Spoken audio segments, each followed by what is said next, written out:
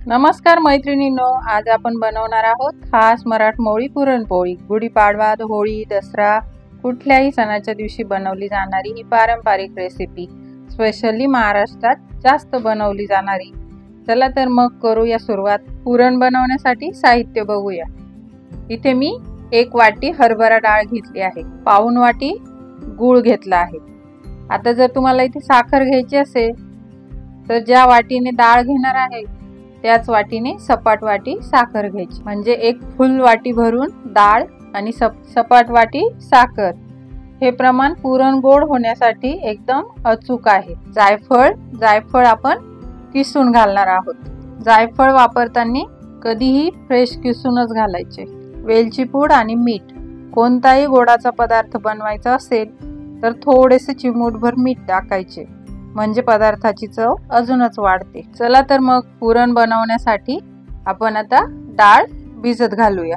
डाळ एका बाउल मध्ये घेऊन ती 2 पाण्याने स्वच्छ धुवून घ्यायची आणि त्यात पाणी घालून 2 तासासाठी भिजत ठेवून द्यायची। डाळ भिजवून घेतली की लवकर शिजते, पण तुम्हाला वेळ नसेल किंवा आयत्या वेळेला पुरण करायचे असेल तर डाळ न भिजवताही तशीच कुकरला लावू शकता, फक्त शिट्ट्या जरा जास्त घ्यायच्या। आता 2 तासानंतर आपण बघूया, डाळ छान भिजली आहे। डाळीतील पाणी ओतून द्यायचे आणि कुकरमध्ये डाळ टाकून घ्यायची। आता आपण 1 वाटी फुल भरून डाळ घेतलेली आहे, त्यासाठी इथे 5 वाट्या पाणी घेत आहे। पुरणपोळी सोबत कटाची आमटी करायची आहे, त्यामुळे मी 5 वाट्या पाणी घातले। कटाची आमटी बनवण्यासाठी डाळीचे पाणी लागते। तुम्हाला कटाची आमटी बनवायची नसेल तर तुम्ही 3 वाट्या पाणी घातले तरी चालेल। कुकरला झाकण लावून याच्या 4 शिट्ट्या होऊ देऊ। डाळ शिजत आहे तोपर्यंत आपण आमटीसाठी मसाला तयार करून घेऊया। त्यासाठी साहित्य बघूया। 1 कांदा घेतला आहे मीडियम साईजचा, सुके खोबरे, 1 इंच आलं, 2 हिरव्या मिरच्या, 10-12 लसणाच्या पाकळ्या, कोथिंबीर, कढीपत्ता। मसाल्यांमध्ये मीठ, हळद, लाल तिखट, काळा मसाला। खडे मसाल्यांमध्ये तमालपत्र, दालचिनी, 2 वेलदोडे, फोडणीत टाकण्यासाठी अर्धा चमचा ओवा। मसाला बनवण्यासाठी कांदा आणि खोबरे भाजून घेऊया। माझ्याकडे अशी जाळी आहे, त्यावर मी ठेवून घेते। कांद्याला असे 4 भाग करून घेतले आहे, पण तुटू द्यायचा नाहीये कांदा। आता कमी गॅसवर सतत खाली वर करत सगळ्या साईडने कांदा आणि खोबरे छान भाजून घ्यायचे, थोडेसे काळे झाले पाहिजे। कांदा आणि खोबरं असं भाजून घेतल्याने आमटीला छान चव येते। खोबरं किसून कढईत पण भाजून घेऊ शकता। कांदाही उभा कापून तेलावर परतून घेऊ शकता। खोबरं भाजायला कमी वेळ लागतो आणि कांदा भाजण्यासाठी थोडा जास्त वेळ लागतो, त्यामुळे खोबरं भाजलं की साईडला काढून घ्यायचं आणि कांदा थोडा जास्त वेळ भाजत ठेवायचा। आता आपण कांदा आणि खोबरं कट करून घेऊया बारीक दळून घेण्यासाठी। एका कढईमध्ये थोडंसं तेल टाकून बाकी मसाला परतून घेऊया। आता त्यामध्ये 2 हिरव्या मिरच्या टाकून घेतल्या आहेत, लसूण, आलं, कढीपत्ता आणि कोथिंबीर थोडीशी परतून घ्यायची आणि ताटामध्ये काढून थंड होत ठेवायची। आमच्याकडे कटाच्या आमटीला सार म्हटले जाते, तुमच्याकडे याला काय म्हणतात ते कमेंटमध्ये नक्की सांगा। आता आपण सर्व मसाला मिक्सरला वाटून घेऊया। कांदा, खोबरं, आलं, लसूण सर्व जे पण आपण परतून घेतलं आहे, भाजून परतून, ते सर्व मिक्सरला बारीक वाटून घ्यायचं। वाटत नसेल तर थोडं पाणी ॲड करायचं आणि बारीक पेस्ट बनवून घ्यायची। इकडे कुकरच्या 4 शिट्ट्या झाल्या आहेत आणि कुकर थंड झालंय। आपण बघूया डाळ शिजली आहे का। मस्त डाळ शिजली आहे, छान मऊ झाली आहे। आता आपण ती एका चाळणीमध्ये ओतून घेऊ. खालचं पाणी आपल्याला आमटी बनवण्यासाठी पाहिजे आहे. त्या पाण्यामध्येच आपण आता 1 चमचा डाळ घेऊन चांगली मॅश करून मिक्स करून घेऊ. त्यामुळे आपल्या कटाच्या आमटीला दाटसर बनण्यासाठी मदत होईल. आता आपण हे पाणी साईडला ठेवूया आणि कटाची आमटी बनवून घेऊ. कढईमध्ये तेल टाकून घ्यायचे. तेल गरम झाले की त्यामध्ये आपण खडे मसाले घेतलेले, तमालपत्र, दालचिनी, वेलदोडे आणि थोडासा ओवा टाकायचा, अर्धा चम्मच. ओव्याने काय होते, डायजेशन व्हायला मदत होते. आता आपण मिक्सरमधला सर्व मसाला टाकून घेतला आहे. चांगले परतून घेऊया.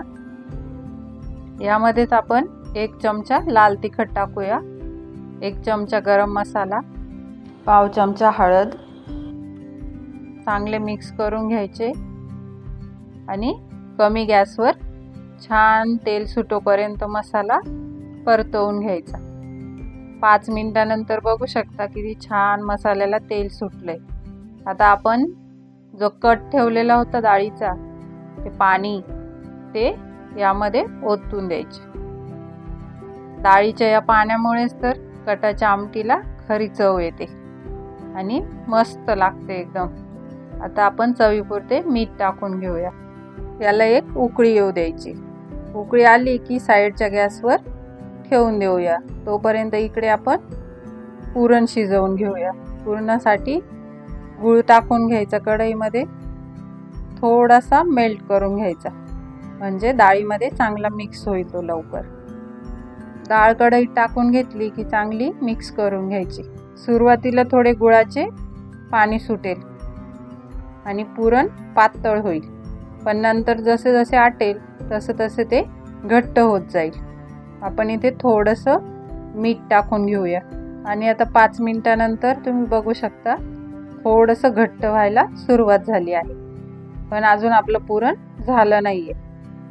आता इकडे कटाची आमटी पण तयार झाली आहे.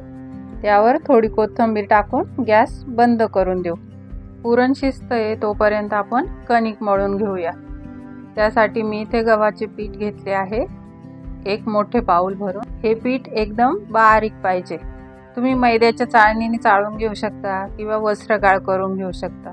वस्त्रगाळ म्हणजे कपड्याने गाळून घ्यायचे, किंवा अर्धा मैदा आणि अर्धे गव्हाचे पीठ असेही वापरू शकता. तेल, मीठ आणि हळद. आता गव्हाचे पीठ एका बाउलमध्ये काढून घेऊया. त्यातील थोडेसे पीठ बाजूला ठेवायचे पोळीला लावण्यासाठी. आता त्यात मीठ टाकून घेऊया चवीनुसार. हळदीने पोळीला कलर चांगला येतो म्हणून टाकतो. 1 चमचा तेल. आता हे सर्व मिक्स करून घेऊ आणि थोडे थोडे पाणी टाकून पीठ मळून घेऊया. हे पीठ जास्त घट्टही ठेवायचे नाही आणि जास्त पातळही नाही, मीडियम साईजचे पीठ ठेवायचे, म्हणजे पुरणाची पोळी छान लाटता येते. पीठ मळून झाले की त्याला थोडेसे तेल लावायचे आणि वाटीने झाकून ठेवून 10-15 मिनिटांसाठी असेच ठेवून द्यायचे, म्हणजे आपले पीठ चांगले भिजले जाईल. तर तोपर्यंत आपण पुरण शिजले का बघूया. मस्त घट्ट झाले आहे. असा चमचा उभा करून बघायचा. जर सरळ राहिला तर समजायचे पुरण एकदम चांगले शिजले आहे. आता आपण त्यात वेलची पूड आणि जायफळ घालून घेऊ. चांगले मिक्स करून घ्यायचे आणि गॅस बंद करायचा. हे आपण आता बारीक चाळणीने गाळून घेणार आहोत. माझ्याकडे अशा प्रकारची चाळणी आहे. कोणाकडे पुरण यंत्र असतात, कोणाकडे चाळणी असते, तर चाळणीने झटपट असं गाळलं जातं. चाळणीवरती ठेवायचं आणि खाली ताट ठेवायचं आणि फुलपात्राच्या साहाय्याने वरून प्रेस करून झटपट असं पुरण गाळून होतं. बघा किती बारीक पुरण दळलं गेलं आहे. आता आपण याचे एकसारखे गोळे करून घेऊया, म्हणजे पोळ्या करायला सोपे पडते. असे गोल गोळे करून साईडला ठेवून द्यायचे. पुरणाचे गोळे करून घेतले एकसारखे, पोळी लाटायला सोपे जाते। आता आपण कणिक बघूया, छान भिजली आहे। थोडंसं तेल टाकून चांगली मळून घेऊया। 2-3 मिनिटांसाठी चांगली मळून घ्यायची, म्हणजे कणिक छान नरम पडते आणि पुरणाची पोळी चांगली येते। छान नरम पीठ मळलं गेलंय। आता आपण त्याचा एक गोळा करून घेऊया। पुरणाच्या गोळ्यापेक्षा पिठाचा गोळा हा कमी पाहिजे। त्याचे पारी करून घेऊया। पारी करताना जर हाताला चिकटत असेल तर थोडं पीठ टाकून घ्यायचं आणि व्हिडिओ दाखवल्याप्रमाणे गोल करून, आपण मोदकाला करतो ना त्या प्रकारे गोल करून वरचं पीठ एक्स्ट्राचं काढून टाकायचं आणि अशा प्रकारे चाळं बनवून घ्यायचं। आता आपण लाटून घेऊया। थोडेसे पीठ टाकून अलगद हाताने पुरणपोळी लाटून घ्यायची। खूप जास्त जोर देऊन लाटायचं नाही, नाहीतर पोळी फाटते।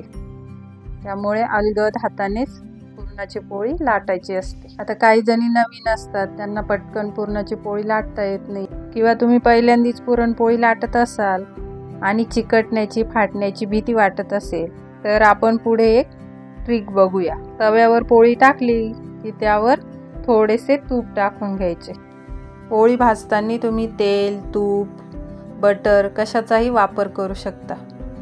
बटर लावल्यावर पण पोळी खूप छान लागते। मस्त खरपूस पोळी भाजली गेली आहे, आपण काढून घेऊया। आता आपण अशीच दुसरी पुरणपोळी लाटून घेऊया। त्यासाठी इथे मी थोडे तांदळाचे पीठ घेतले आहे आणि त्यात कणिक मिक्स केली आहे। तांदळाच्या पिठामुळे पोळी पोळपाटाला अजिबात चिकटत नाही, वरचेवर छान लाटली जाते। तुम्ही नवीनच असाल किंवा पहिल्यांदा पोळी लाटत असाल तर ही ट्रिक वापरून बघा, खूप उपयोगाची आहे।